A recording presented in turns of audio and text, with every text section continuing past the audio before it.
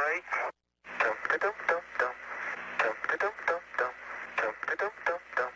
I like to skip along. Not me, boy. Skip. Or whatever you call it. I can't get my left leg in front of me.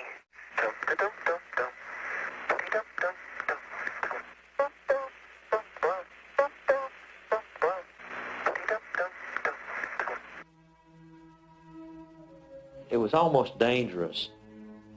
You lose sight of the fact that it's a vacuum out there, and if you spring a leak next to it, you're going to be dead.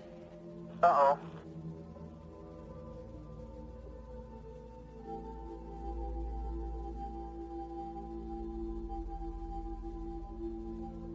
Nice soft baby landing. Yahoo! Oh. Ah. Boy, do I like to run up here.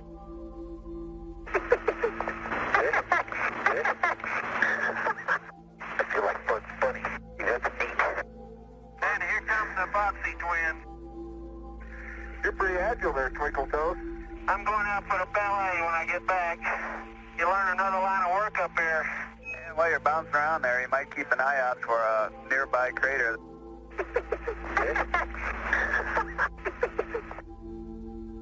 Oh, rat. I've been on my knees twice to get there.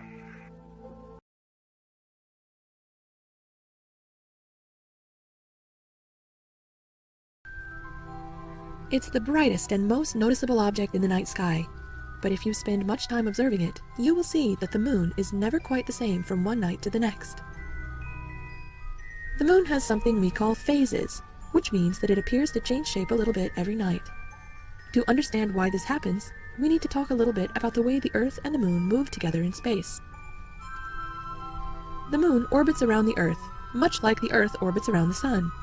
However, while the Earth takes about 365 days to travel once around the sun, 1 year, the moon completes its orbit around the Earth in only 29.5 days, or about 1 month.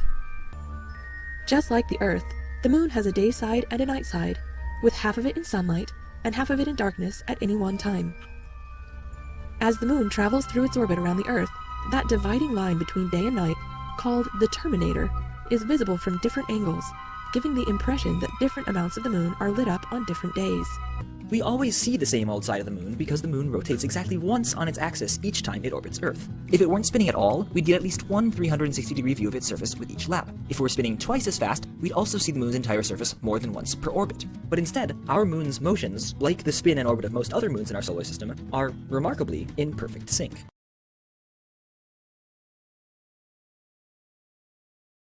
We always see the same old side of the moon because the moon rotates exactly once on its axis each time it orbits Earth.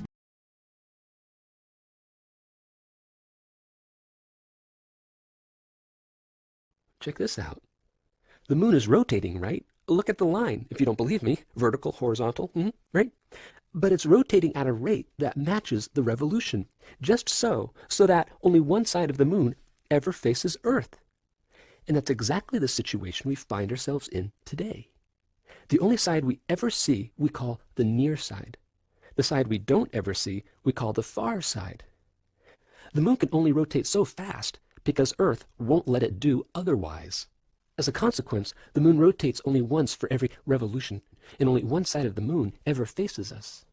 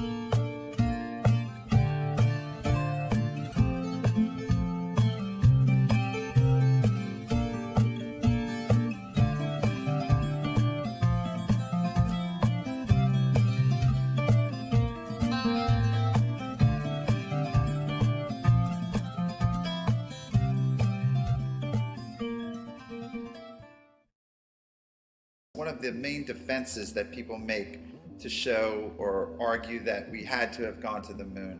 And they often say that there would have been so many people involved in the conspiracy it would have been impossible to keep it quiet. The only people who would have known about the hoax would have been those on a need-to-know basis, and that would have been very few people. You have your astronauts, you have the people filming everything and building the locations, and you have the people authorizing it, and that's it.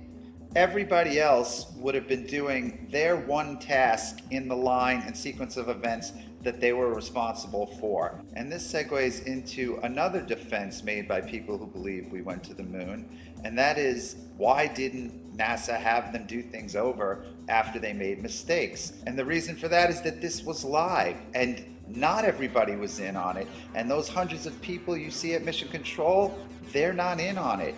You got the surgeons, they're monitoring the heart rate. You have the data guys, they're monitoring whatever is coming in on their feed. And everybody is looking at a live event, and all over the world, people are monitoring a live event. So there were no do-overs.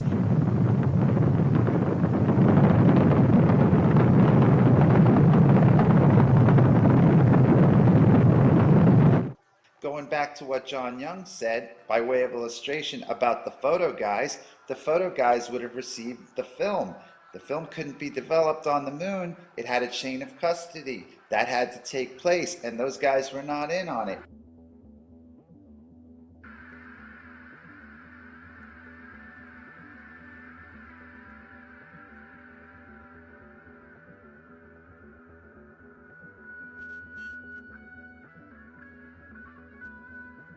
So what has just happened to cause this stain pattern to emerge? The answer is orange juice. It has been well documented that the astronauts had a problem with the suction straws inside their helmets that allowed them to take sips of orange juice. The straws would accidentally squirt orange juice all over them and into their helmets, and this was a big problem on the mission, and the orange juice actually seeped into the neck ring. And it appears obvious now that the orange juice leaked through the neck ring at Station 9 and caused the camera to be stained. And that is direct evidence that they could not possibly be on the moon, because if orange juice could leak through the helmet lock, then the helmet lock was not properly sealed to protect the astronauts from the vacuum of space. And this is because the helmet and the neck ring, in order to be airtight, must also have been watertight, because water molecules are bigger than air molecules. So if water escaped, then oxygen also escaped, and the suit would not have been pressurized, and in that case, the astronauts would be dead.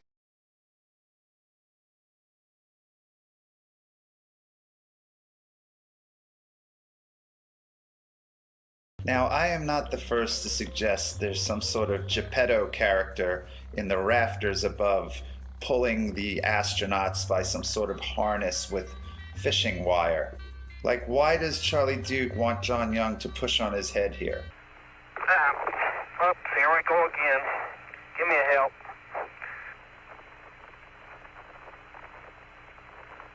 There you go. Okay, just push, start pushing on my head. Give me a hand. Okay, here we go. So he pushes down on his head and his feet seem to levitate backwards.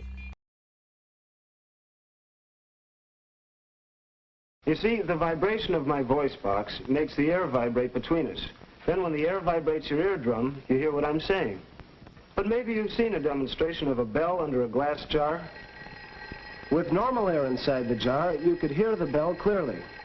But when the vacuum pump drew the air out of the jar, there was nothing inside to carry the vibrations of the bell. Nothing until the air was let back into the jar. They can't get your photo numbers. And this is core tube number 2. Okay, just the fact you're almost driving without a hammer. But if you'll hand it to me, I'll get it in a second. I'm going to take a couple more shots of this before we leave. Get all in, I get the pictures. All right? Drive in real easy, Houston. The sounds in space, it's odd to have a hammer or a metal tool and bang it against something and hear absolutely nothing. You can, sound won't travel in a vacuum, so there you are outside and you could be hitting something, no sound at all. In space, since there's no atmosphere, there's no air, if you bang on something when you're doing your spacewalk, you will not be able to hear that.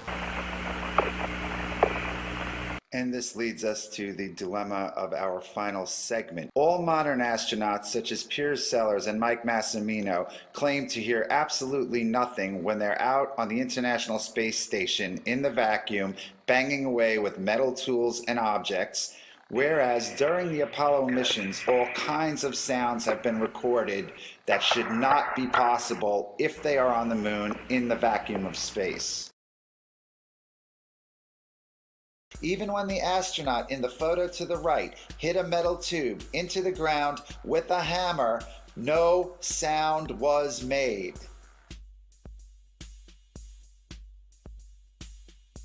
All of the sounds so far analyzed were made by the astronauts as they were handling tools, but now we are going to analyze some sounds that are made a distance away from the astronauts.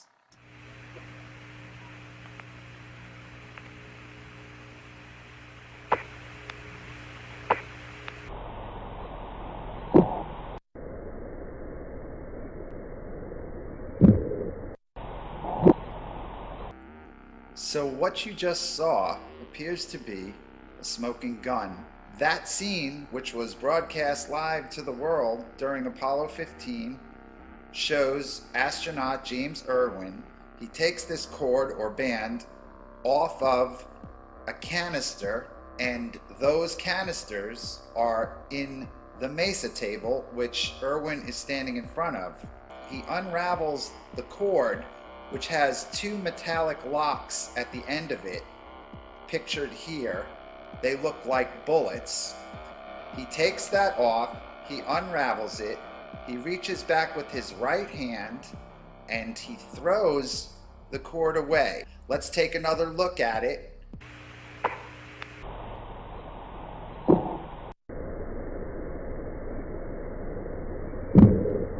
So the argument has been made for the hammering that the sound is coming through the glove and it's miraculously getting into the microphones. But we don't have to deal with that argument because James Irwin releases the object and it hits the ship and he's not touching it, and that sound is picked up by the microphone.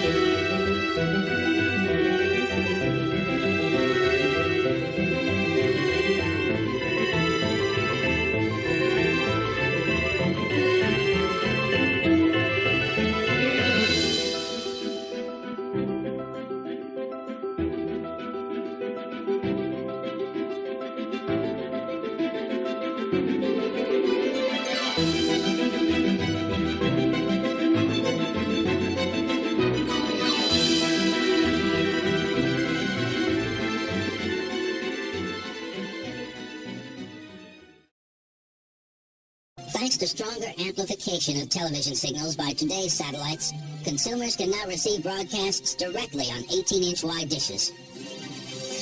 As improvements continue, these satellite receivers may become an integral part of most households, providing 400 channels of incoming television and data, as well as 1 channel of outgoing video.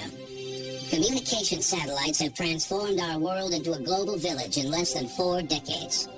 Today we can pick up the phone and instantly talk to someone else almost anywhere on the planet. Or turn on our televisions and watch foreign and domestic events unfold before our eyes. International faxing, high-speed modems, and email using phone lines and satellites also allow businesses, researchers, and ordinary people to transmit data around the globe in a matter of seconds. Real-time, worldwide communications was something that didn't exist before the 1960s and the communication satellite revolution. That has changed our whole way of life. Our whole society, our economy, is built upon those capabilities.